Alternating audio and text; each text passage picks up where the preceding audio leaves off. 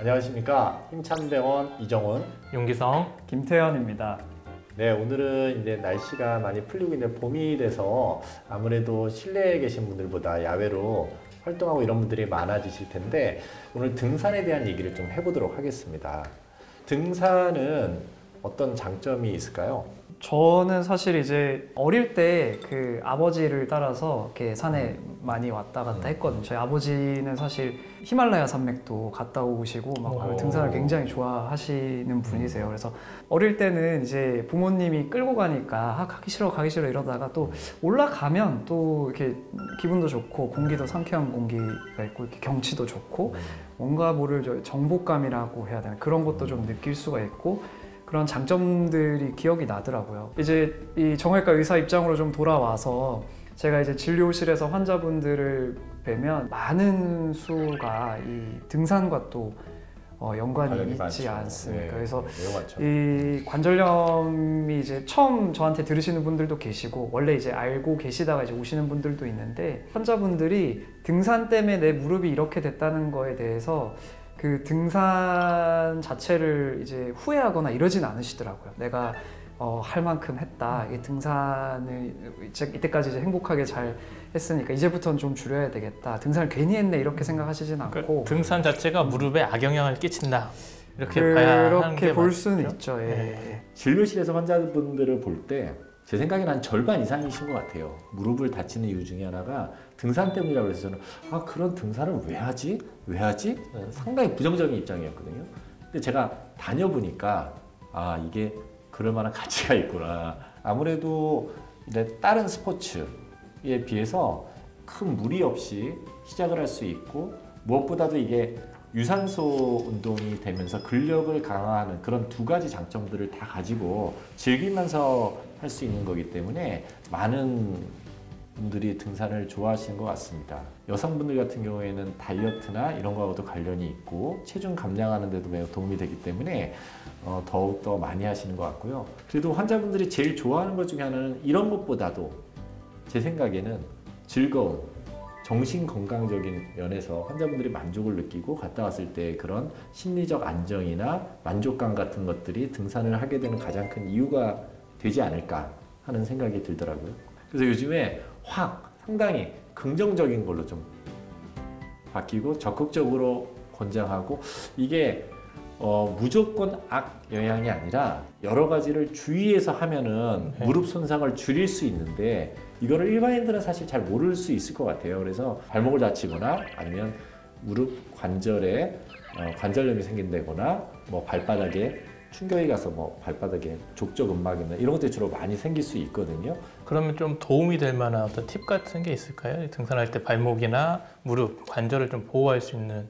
원래 무릎이 아프신 분들 이제 사실 등산을 할 때 조심하시거나 사실 안 하시는 게 좋겠고 대신에 건강한 분들도 예방적 차원에서는 이제 도움을 좀 필요로 할 것 같아요. 예를 들면 이제 지팡이 같은 거를 좀 짚고 다닌다든지 아니면 이제 무릎 보호대를 좀 차고 등산을 한다든지 아니면 약간 통증이 있으면 미리미리 좀 병원에 가셔서 진료를 받고 내 상태가 어떤지 등산이 가능한 상태인지 안 해야 되는 상태인지 이런 거를 좀 조언을 들으시고 등산에 좀 임해야 되지 않을까 생각이 듭니다. 이게 뭐 정형외과 쪽에서 제가 이렇게 하면서 느낀 거는 이 세 가지거든요. 첫 번째는 근육 손상, 두 번째는 관절에 있는 연골 손상, 세 번째는 뭐 낙상이나 이런 걸로 있는 뼈 손상.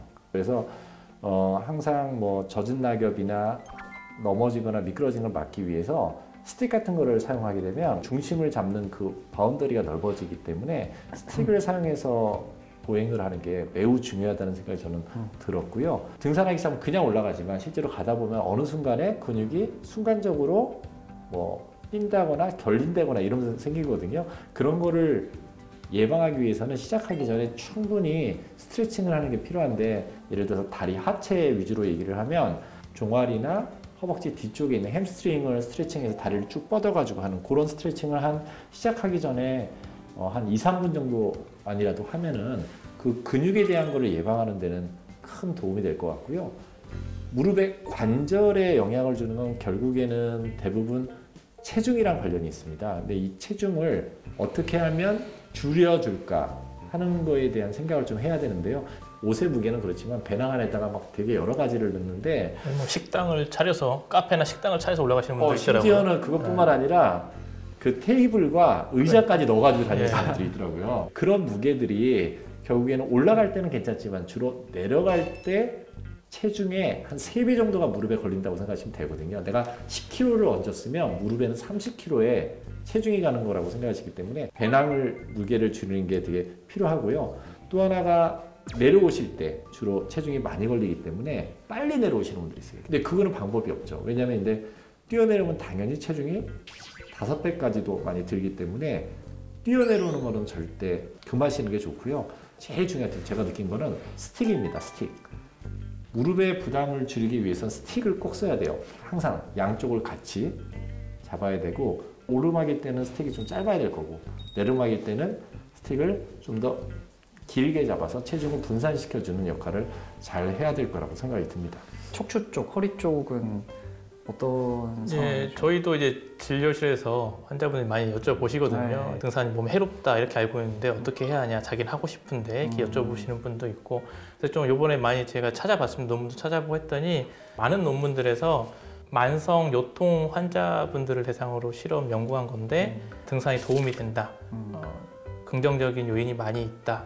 그리고 어떤 논문은 다른 일반적인 운동보다도 등산이 비슷하거나 아니면 조금 더 나은 통증을 조금 낫게 해주는, 통증을 줄여주는 데 효과가 있는 것으로 나타났다. 이런 논문들이 있거든요. 그래서 질병이 심해서 조금만 산을 오르거나 그랬을 때 통증이 유발되는 것이 아니라면 등산은 언제든지 하시는 게 좋을 것 같고요. 주의할 게 하나 있는데 협착증 환자분들 같은 경우는 허리를 숙이면 통증이 약간 완화되는 효과가 있어서 올라갈 때는 대부분 이렇게 허리를 숙인 채 많이 오르다 보니까 좀 편하게 올라갔다가 내려올 때 오히려 통증이 악화돼서 힘들어하시는 분들이 있거든요. 그래서 자기 몸 상태를 좀 자주 체크해 보시고 처음에는 어렵지 않은 산 그리고 시간이 적게 걸리는 산들부터 해가지고 능력치를 확인한 다음에 조금씩 늘려가는 게 맞다고 보고요.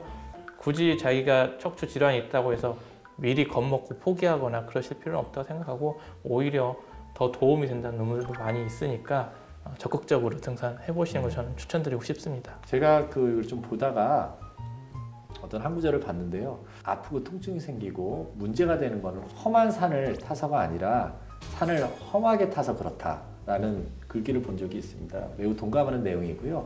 여러분들이 좋은 계절에 등산을 하실 때 이런 것들을 잘 유념하셔서 즐거운 건강한 등산을 즐기셨으면 좋겠습니다. 오늘 이 영상이 마음에 드셨다면 구독, 좋아요. 알림 설정 부탁드립니다. 부탁드립니다.